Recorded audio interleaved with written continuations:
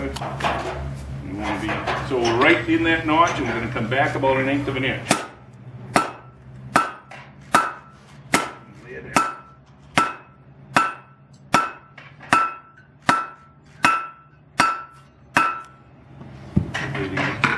No, not yet.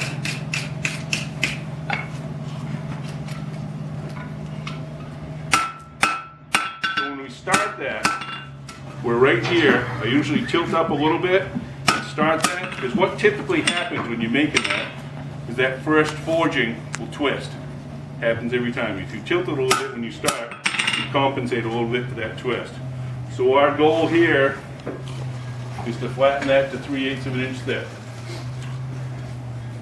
We pull back a little bit because that's the part that's going to bind right in there when we bring the other jaw into it. So we pull back a little bit and help ourselves. So step 3, step 1, step 2, quarter turn to the left, 45 degrees. Step 3, another quarter turn to the left, and we're going to hit it right there. And we're going to form the back half of that boss. Here we go. I'll hold it for you. Right there. Watch out behind me. Once you've established that jaw, then you can just keep going back through the steps to refine what you've already made. Make sure it looks good. Now, the fancy part. We're going to make that look like a hexagon.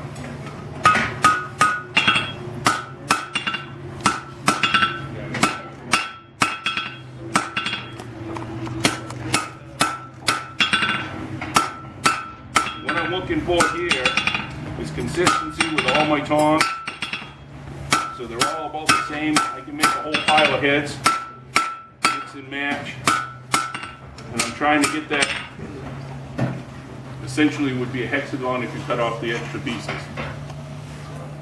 Doesn't need to be square pointed like that, just makes them look fancy. Here's one time when I do take out a ruler, it's rare, and I'm looking for 1 inch across those faces. Most of the time I measure everything with my thumb, but it's hot, so I don't. So at this point, we draw that back. The next step is we're going to cut that off right at the end of the taper. We have to plan ahead because this is going to be a drop the tongs weld. When we bring that out to drop the tongs, we'll be holding the jaw. We want the flat side on the anvil. So when we cut that off, we're going to scarf that. We're going to pre-plan. We want the scarf this way. So we're going to pre-plan. We're going to cut it this way to help start our scarf. Cut off tool. There you go. There, is that where you want it?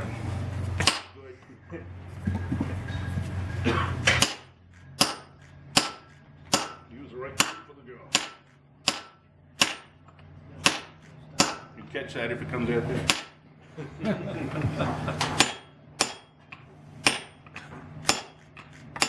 the old one. Don't do this at home.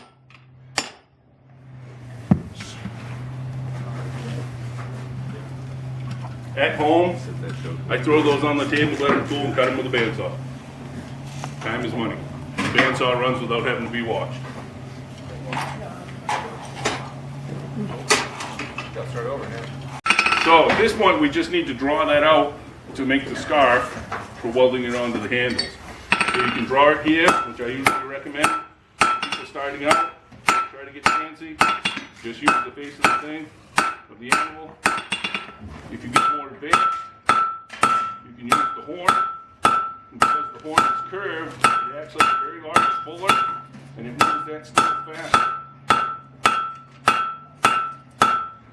Don't recommend when you're first starting to do that.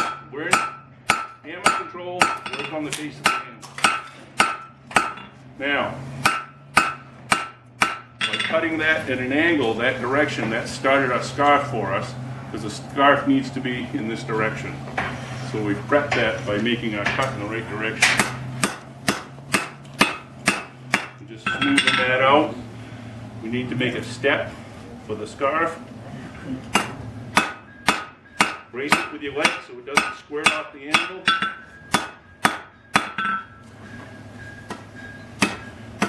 feather the very edge so it'll blend in. And that's all we have. That's it.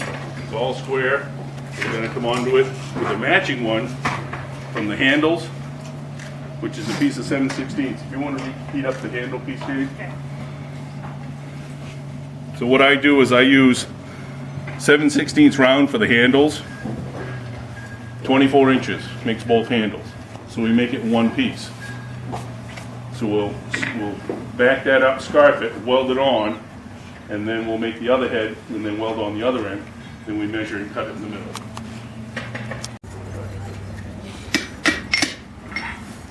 So we back this up just a little bit, give ourselves a little extra steel.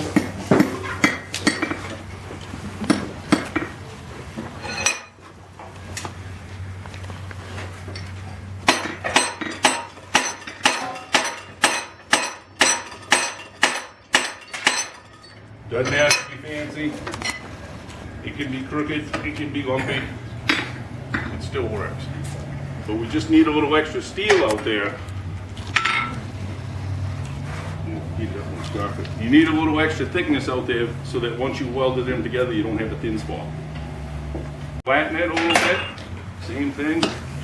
Brace it with your leg.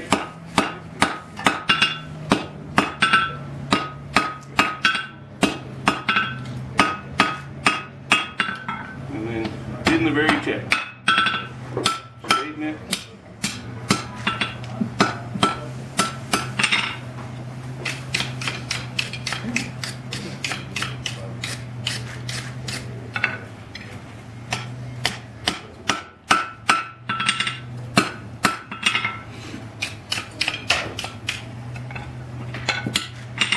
And that should be pretty close to the similar to what we had on the tongs. So those two little heels will come together. Those heels don't have to be very deep. It's more of a guideline than anything else.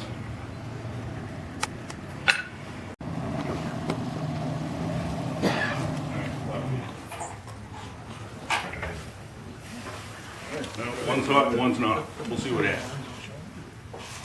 Get on there.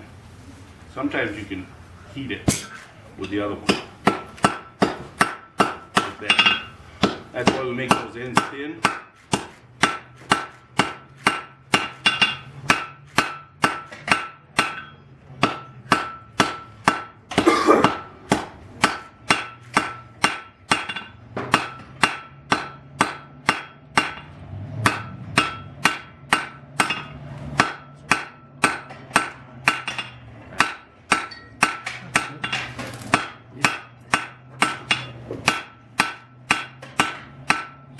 Welded right from those first two blows, and now it's just making it look pretty, smoothing out all that extra that we had in there.